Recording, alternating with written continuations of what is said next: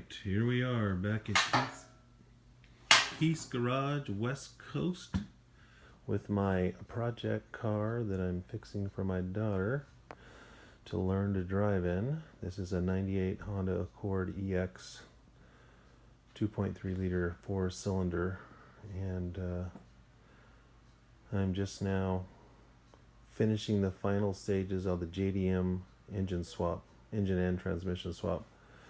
So, taking up from my last video, I was having some issues with the car not going into gear. Well, I was going into gear, but I was getting a pretty heavy grind, which meant my transmission was turning, but there was something else not quite right. So what I did, my intuition told me to go check the CV axle on the passenger side, right down here.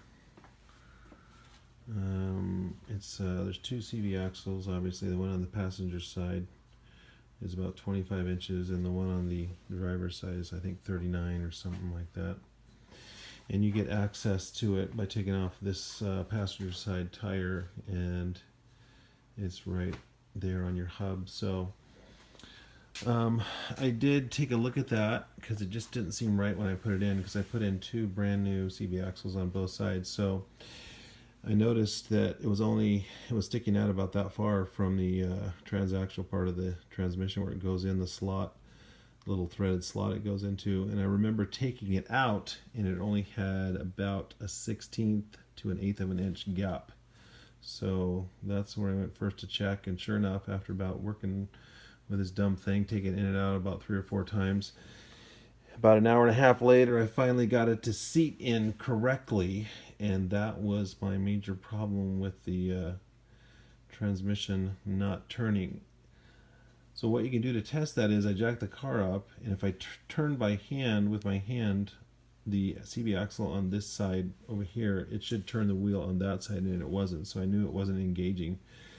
So that's why I went there first. So after working hard at it for about an hour and a half today, I finally got it to seat in correctly, and like magic, their transmission works wonderfully now. So here's what I'm talking about over here on my bench. This is the cut-off CV axle.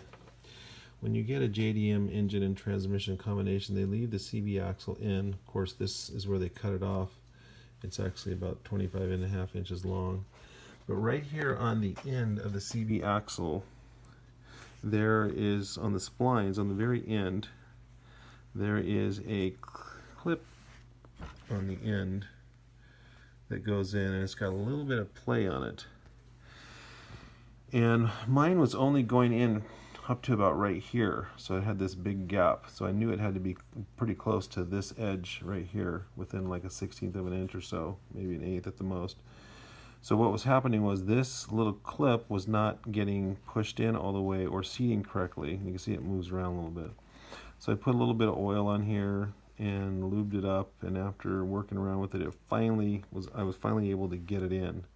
So that was the big problem. So once I got this in, I was able to shift the car without the grinding while it was on. It went into gear correctly, and that was very good. So then I took this bad boy, girl, whatever it is, out for a test drive today, and it drove really nice. One of the things I noticed right away with the JDM engine and tranny was it definitely has a little more zip than the American model. You can tell the Japanese version because it has a black valve cover, and the American one over here, here's my old engine, has a silver